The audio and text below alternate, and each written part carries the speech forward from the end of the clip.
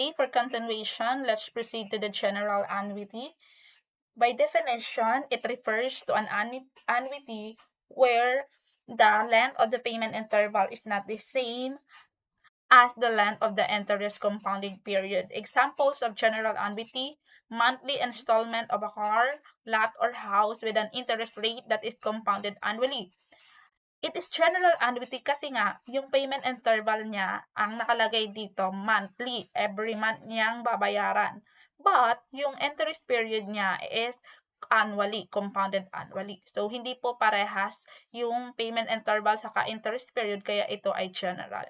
Next, paying a debt semi-annually, yung payment interval kada 6 months or semi-annually, pero compounded monthly yung rate. So, ibig sabihin, they are not also the same. So, general annuity po din sila.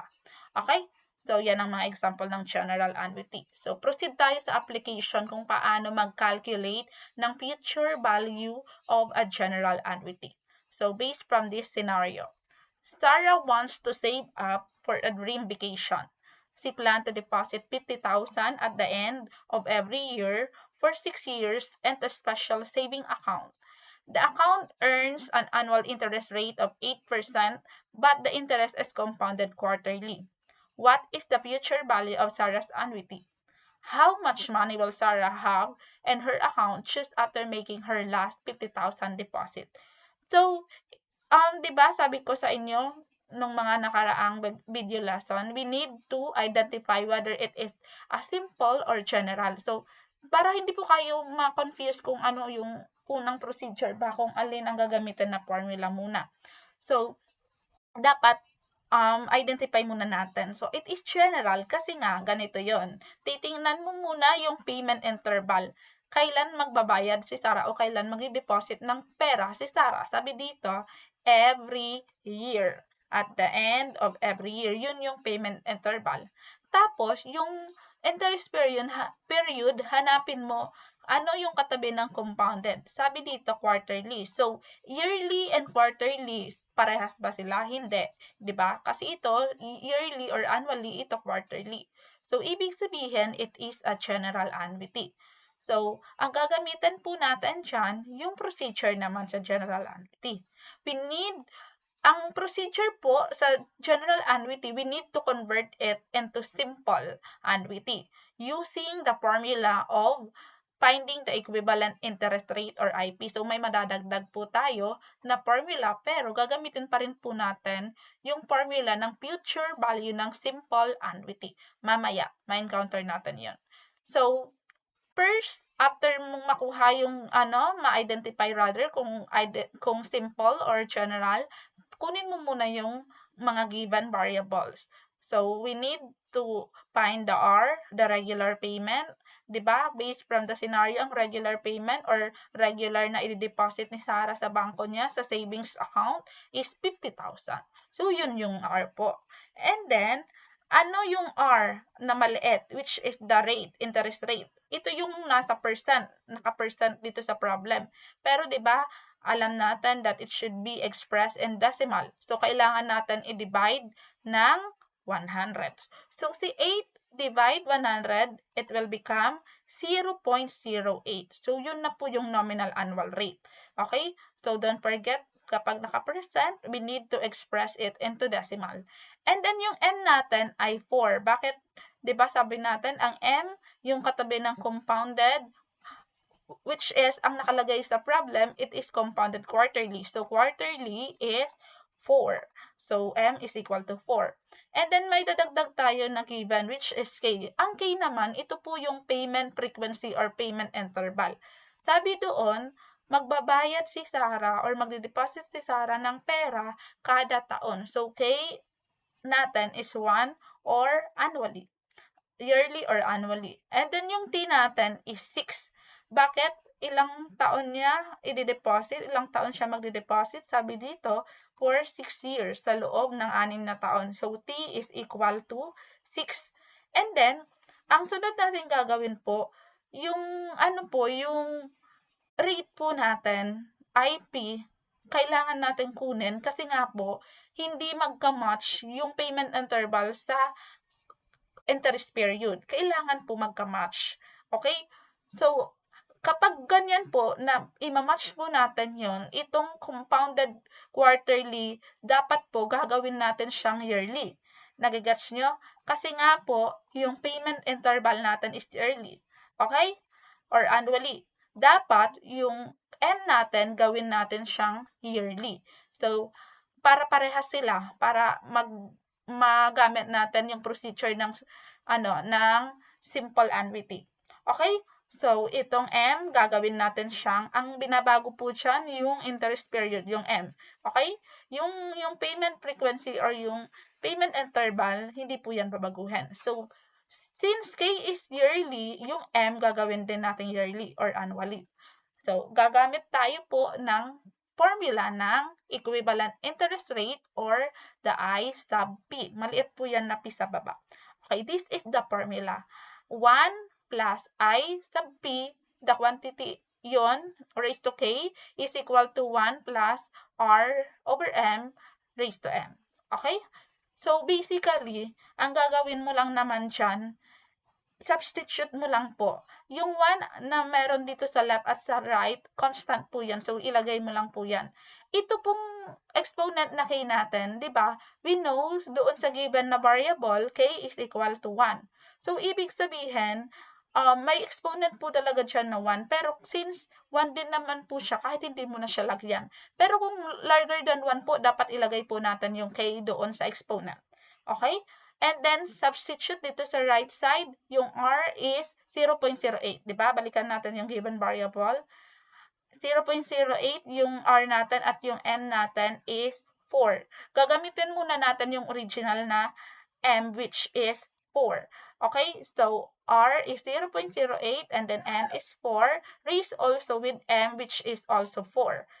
And then, dapat po, itong right part ang isosolve mo. Yan muna ang uunahin mo. Hindi mo siya pwedeng idiretso mo agad sa calculator itong lahat. Ito muna pong sa right. So, ibig sabihin, click natin, open parenthesis, 1 plus fraction 0.08 and then baba.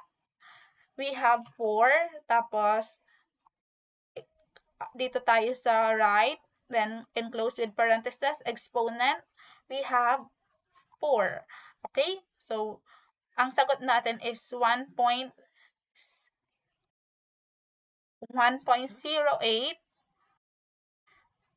2432. 1.082432. Ito na po kasi yun. Diretso na. Ito kasi kanina, yung long solution, ito, dinivide muna, 0.02 ang sagot. And then, inad, 1 plus 0.02, 1.02. Then, erase to 4, ito na yung 1.02432. Pero kung ito-diretso baga natin, automatically, it will resulted into 1.082432. Same din naman po siya. Okay po. So, nag-round up nga inalis nga yung dalawang decimal places, pero dapat po, pag tayo ay mag-compute, dapat kompleto. So, lalagyan pa natin siya. Pero since rate lang naman siya, okay lang naman yan. Okay? And then, kapag tapos na po tayo sa right, itong 1 na constant natin, kasi dapat ma-isolate si IP, yun na lang ang nasa left. So, si 1, ililipat po natin siya, ita-transpose po natin siya sa right. So, from positive, di ba, it will change the sign, it will become negative. So, 1.08242, isusubtract po natin sa 1. So, ang IP po natin, 0.082432. Ito po yung annual rate na natin. Equivalent annual rate or effective annual rate. So, kapag ganyan po na yung rate natin is naka-annual na, ibig sabihin, yung K po natin, yung M po natin is also become annual na din. Ibig sabihin, compounded yearly na din. So, 1. Kasi nga, pinag-match baga natin through this procedure. Okay? So, after nyan, kailangan na natin i-compute yung FV, which is the future value. Kung ano man ang formula last time doon sa simple annuity, yun din po ang gagamitin natin sa general. Ang pagkakaiba lang sa general, kailangan mo munang i-match yung interest period saka yung payment interval through the IP. Okay? So, yan. FB is equal to 50,000 based from the scenario. Ang regular payment na kailangang i-deposit ni Sarah is 50,000. And then, di ba, kung naalala sa formula ng FB ng simple annuity, 1 plus I, ito, raised to n minus 1 over I. Ito pong I, di ba, doon sa simple, i-R over M natin, pero dito po sa general, kung ano man yung IP, yun na po yun. Idediretso na po natin siyang ilalagay doon sa I. Kasi yun na yun yung na-compute natin na effective annual rate. So, copy mo na lang yung 1 plus yung IP natin. Copy mo 0.082432. And then, bakit ito 6? Baka ma-confuse kayo. Diba? Based from the given, ang N natin ay TM. Tama naman, TM. Ma'am, dapat nga T6 and then M is 4, so dapat 24. No. Kanina baga, pinag-match natin yung interest period and then yung payment interval. Ginawa na natin siyang annually. So, basically, si N, mangyayari na sa kanya ay yearly na po. So, bale, si 4, papalitan na natin ng 1. So, si N po natin, 6 times 1. Kaya, ang nakalagay dito, kapag isa-substitute natin sa N, is only 6. Nagigets po? So, 6 yung N, and then, may constant tayong minus 1 over yung I, kung ano man ang I natin sa taas, copy mo lang sa baba. And diretso natin. Diba? Okay, punta dito tayo sa calculator. Dito po tumingin. Una muna, fraction muna ang i-click-click. Tapos, press the left button, ito. Tapos, ilagay natin yung 50,000. Tapos, open parentheses. And then, right. Dapat pumunta doon sa taas. And then, don't forget to enclose again with parentheses. 1 plus, click mo lang, yung ito lang nasa taas ang ilalagay natin. Di na tayo magko-compute isa-isa nito para po diretso na tayo sa final answer. So, 0.082432. Okay? Double check natin. 0.082432 and then close parentheses exponent, which is 6. Then, right minus 1. Tapos, baba naman. Ano man ang IP natin sa taas, copy lang, 0.082432. And then, balik tayo doon sa pinakadulo. And then, enclose natin ng malaking parentheses and then equal. Ang sagot po ay 369,053.17. Round to the nearest decimal places or nearest hundreds or 2 decimal places.